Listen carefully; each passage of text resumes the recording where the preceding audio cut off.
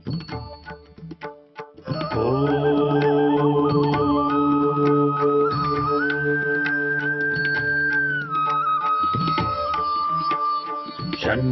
मित्रः शं वरुणः शन्नो भवत्वर्यमा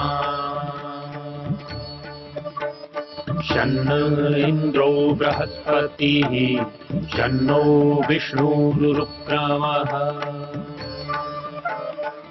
ॐ शान्ति शान्ति शान्तिः।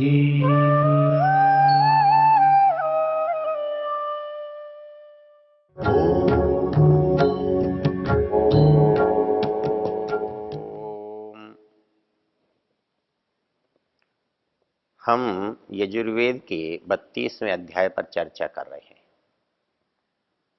यह चर्चा ईश्वर से संबंधित है, ईश्वर के स्वरूप से संबंधित है। इस में जब कोई विधान है और कोई निषेध है, कभी विधान करके निषेध को रोका जाता है, कभी निषेध को रोककर विधान की बात की जाती है। तो जैसे न तस्य प्रतिमा अस्ति मंत्र कहता है कि उसकी कोई प्रतिमा नहीं होती, न हो सकती है, तो इसका अभिप्राय ये है कि वो निराकार है। लेकिन प्रतिमा अस्ति कहने की क्या आवश्यकता है पड़ी कि हम ज्ञान न होने पर जो कुछ अज्ञान में हो सकता है वो मानते होंगे, मानेंगे, मान सकते हैं। उसकी कोई तुलना नहीं है, ये बात हम तभी करेंगे ना जब कोई उसे तुलना करना चाहेगा, तुलना करना संभव होगा। तो इसलिए जब कहते हैं प्रतिमा न अस्ति, उसकी कोई प्रतिमा नहीं है, उसकी कोई तुलना नहीं है, उसका कोई अवतार नहीं है, उसकी कोई बराबरी नहीं है, तो इसका अभिप्राय होता है कि कोई उसकी बराबरी करना चाहता है तो कर सकता है, जब यदि वो नहीं जानता है तो। इसलिए इस संसार में जो जो उसको नहीं जानते हैं वो उसको अलग अलग रूपों में बना लेते हैं, देख लेते हैं, मान लेते हैं। और इस अलग अलग रूपों के कारण से हमें जो लाभ है या हानि है वो क्या हो रही है, वो वही चीज है कि हमें उसकी मानने की आवश्यकता क्यों पड़ती है। दुखों से, दुखों के भय से, चाहने से, इच्छा से, किसी चीज की आवश्यकता से, प्रलोभन से, तो मनुष्य के अंदर जब तक भय होगा और जब तक प्रलोभन होगा तो दूसरे का अस्तित्व अवश्य होगा। हमारे अंदर का भय हमें बचने के लिए बाध्य करता है, हम उससे बचने का उपाय करते हैं, बचने के लिए उसको ढूंढते हैं। और यदि हमारे मन में कोई इच्छा है, कोई प्रलोभन है, कोई चाहत है, तो भी हम उसे खोजते हैं। हमारे पास दुख है क्योंकि हमारे पास चीज नहीं है, हमारे पास भय है क्योंकि सामर्थ्य नहीं है, तब हमें कोई सामर्थ्यवान अपेक्षित होता है, कोई इस भय से बचाने वाले की इच्छा होती है। हमारे पास कोई चीज नहीं है, उसकी आकांक्षा है, इच्छा है, तो जिसके पास वो चीज है उसकी इच्छा होती है, हम उसके पास जाना पसंद करते हैं, उससे लेना पसंद करते हैं, उससे मांगना पसंद करते हैं। इसलिए संसार में मनुष्य के अंदर जब तक ये दो तरह की भावनाएं रहेंगी तब तक उसे एक दूसरे की आवश्यकता पड़ेगी जो उससे उत्तम हो। तो उससे उत्तम हो इसकी आवश्यकता पड़ेगी। तो इसके पास यदि वास्तविक नहीं है कोई, तो जो सुलभ है, जो काल्पनिक है, उसी से काम चलता है। इसलिए जब तक मनुष्य के अंदर भय रहेगा, मनुष्य के अंदर दुख रहेगा, मनुष्य के अंदर प्रलोभन रहेगा, मनुष्य के अंदर इच्छा रहेगी, उस दिन तक वो मंदिर में जाएगा, वो मस्जिद में जाएगा, वो चर्च में जाएगा, वो गुरुद्वारे में जाएगा। सारे मिलकर कहीं जा रहे हैं तो जाने की जगह कितनी भी अलग हो, लेकिन सबके सब जाने वालों का जो प्रयोजन है, जो उद्देश्य है, वो एक ही है। या तो वो किसी दुख से छूटना चाहते हैं, या वो कोई विशेष वस्तु को पाना चाहते हैं। विशेष सुख के पाने की इच्छा है, या आए हुए दुख की निवारण की इच्छा है, आने वाले दुख से बचने की इच्छा है। इसके संबंध के कारण दोनों का अस्तित्व बना रहता है। और जब हम कहीं जाते हैं, किसी मंदिर में जाते हैं, किसी भगवान के पास जाते हैं, तो हमें लगता है कि हमारा भय दूर हो रहा है। उसकी निकटता हमें भय से दूर कर देती है। अपने से बड़े के साथ मनुष्य भयभीत नहीं होता, मनुष्य दुखी नहीं होता, मनुष्य चिंतित नहीं होता। इसलिए मनुष्य ऐसे लोगों को मित्र बनाता है, ऐसे मित्रों के साथ रहना चाहता है जो उसकी सहायता करे। यदि वो धनवान नहीं है तो धनवान मित्र की कामना करता है, यदि वो बलवान नहीं है तो बलवान मित्र की कामना करता है, वो ज्ञानवान नहीं है तो किसी ज्ञानवान मित्र की कामना करता है।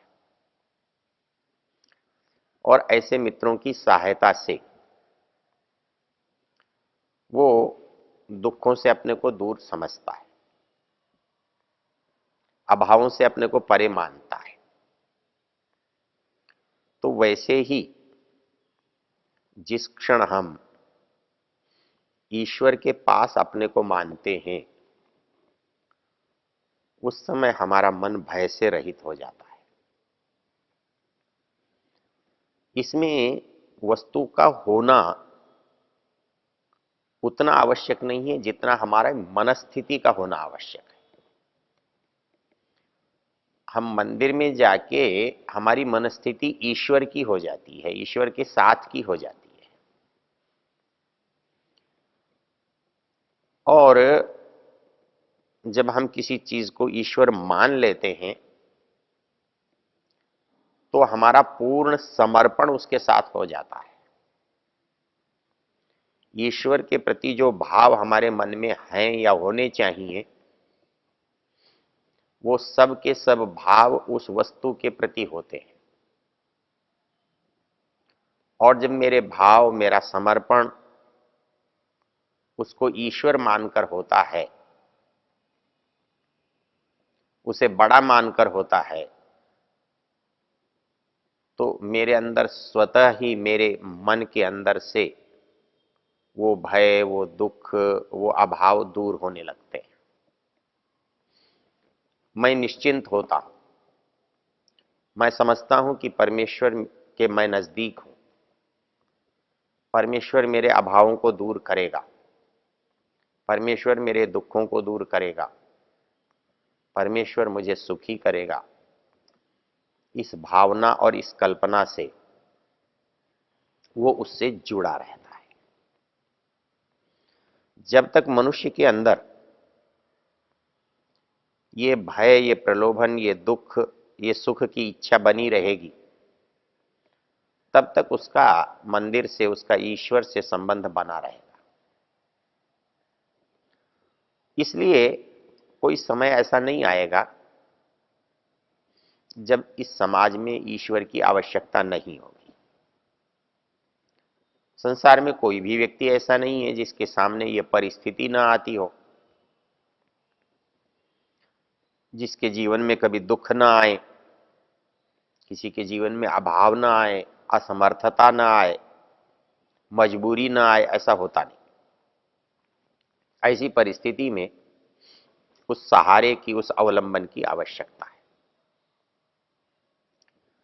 तो जो सहारा मिल जाता है, जो मौके पर मिल जाता है, हम उसे स्वीकार कर लेते हैं। उस सहारे से हमारा काम चल जाता है तो हम ये नहीं देखते इसमें क्या योग्यता है, क्या अयोग्यता है।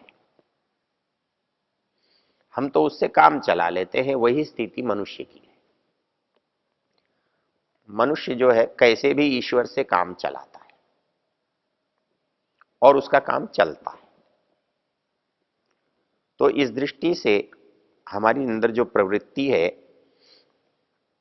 उसको हम अज्ञानी मानते हैं, गलत मानते हैं, झूठा मानते हैं, लेकिन संसार उसी से चलता है। इसमें एक और महत्वपूर्ण बात है, और वो महत्वपूर्ण बात ये है कि मुझे मंदिर में जाने से लाभ है, पुजारी को मंदिर चलाने से लाभ है। जो धर्मगुरु है, जो साधु संत है, जो पुजारी है, जो अपने को विद्वान प्रवचन करता कहता है, उसका भी तो कुछ लाभ होना चाहिए इसको करने में, नहीं तो कोई काम क्यों होगा। तो ईश्वर का हमें आवश्यकता है, इसलिए मैं जाता हूं। और मंदिर चलाने वाला मंदिर क्यों चला रहा है कि मंदिर चलाने से उसको लाभ है, इसलिए वो भी मंदिर चला रहा है। जब तक दुकानदार में और ग्राहक में आवश्यकता बनी हुई है तब तक दुकान चलती है। दुकानदार दुकान नहीं चला सकता यदि ग्राहक ना हो। ग्राहक दुकान पर नहीं जा सकता यदि उसकी आवश्यकता की वस्तु न हो। तो आवश्यकता की वस्तु मिलना और ग्राहक से लाभ होना, ये जो दो संबंध हैं वो इस ईश्वर के व्यवहार से जुड़े हुए हैं। इसलिए हम कैसी भी मूर्ति बनाएं, कोई भी पुजारी रखें, उसका लाभ और हमारा लाभ होता है। इसलिए ये कार्य निरंतर होता रहता है, चलता रहता है। आप इसको समाप्त करना चाहें तो नहीं हो सकता। ये केवल ज्ञान से समाप्त होता है और सभी ज्ञानी बनेंगे ऐसी परिस्थिति मुश्किल होती है। इसलिए जहां जहां भी अज्ञान होगा, दुख होगा, अभाव होगा, तो उसके उपाय किए जाएंगे। उपाय करने वाले भी होंगे और उससे थोड़ा लाभ उठाने वाले भी होंगे। तो इसलिए हमको समझना इस बात को है कि हमारे सामने एक प्रश्न उठता है। प्रश्न के दो पहलू हैं। एक पहलू है, क्या इतने लोग गलत करते हैं या कर सकते हैं? आप कहते हो ईश्वर की प्रतिमा नहीं होती, लेकिन 99% लोग प्रतिमा मानकर ही ईश्वर का काम चलाते हैं। तो यदि देखा जाए तो इतने लोग गलत हो सकते हैं ये हमारे मन में ही नहीं आता। हम ये समझते हैं कि इतने लोग करते हैं तो ठीक ही करते होंगे। तो संख्या जो है वो हमको बाधित करती है उसको मानने के लिए। और इसलिए आप देखेंगे थोड़े थोड़े दिन में भगवान बदलते हैं। कभी शिव जी से काम चलता था, रामचंद्र जी से काम चलता था, श्री कृष्ण जी से काम चलता था, अब कोई साईं बाबा से चलाता है, कोई और निर्मल बाबा से चलाता है, कोई और किसी बाबा से चलाता है, कोई आज काली से चलाता है, कोई शनि से चलाता है। तो जैसे जैसे हमारा ये वातावरण नई नई चीज को प्रस्तुत करता है, लोग उस कुछ पहरे छोड़कर दूसरे को अपना लेते हैं, क्योंकि उनको तो अपनी जो इच्छा है, अपना दुख है, उनका निवारण करना है। जहां भी लगता होगा कि इससे हो सकता है, वो वहां चले जाते। तो इस दृष्टि से ये परंपरा, ये व्यवहार बढ़ता रहता है, घटता नहीं है। अब इसमें एक प्रश्न उठता है। प्रश्न ये उठता है कि यदि ये सब लोग करने वाले हैं, अधिक संख्या वाले हैं, तो इन्हें ठीक मान लिया जाए। आप कह सकते हैं प्रजातंत्र के हिसाब से तो ठीक है, लेकिन विद्या में, ज्ञान में, सच्चाई में संख्या नहीं चलती। वहां 1000 लोग कुछ भी कहते हों, वो सारे झूठे हो सकते हैं। जो वास्तविकता है वही स्वीकार्य होगी, दूसरी चीज स्वीकार्य नहीं होगी। तो इसलिए इसका एक दूसरा उदाहरण, एक गांव में यदि 1000 व्यक्ति रहते हैं और उसमें अधिकांश अनपढ़ है, वो कुछ जानते नहीं है। यदि एक भी व्यक्ति वहां पढ़ा लिखा है तो महत्व 999 का होगा या उस एक व्यक्ति का होगा। वहां तो संख्या काम नहीं करती, वो संख्या काम नहीं करती। आपको तो संख्या से काम करना है। आपका तर्क ये है कि अधिक लोग जिसको करते हैं वो ठीक है।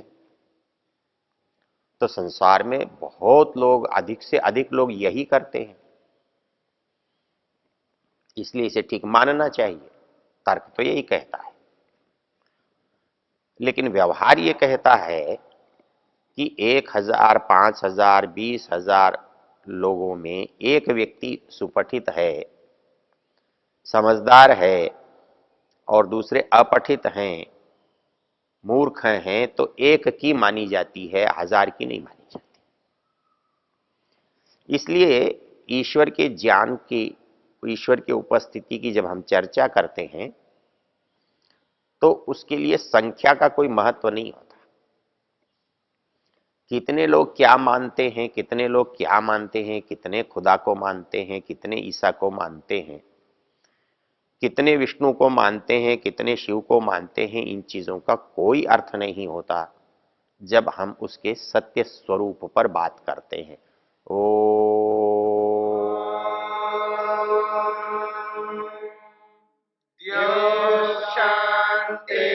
शांतिरंतरिक्षं शांतिर्पृथिवी शांतिरापः शांतिरोषधयः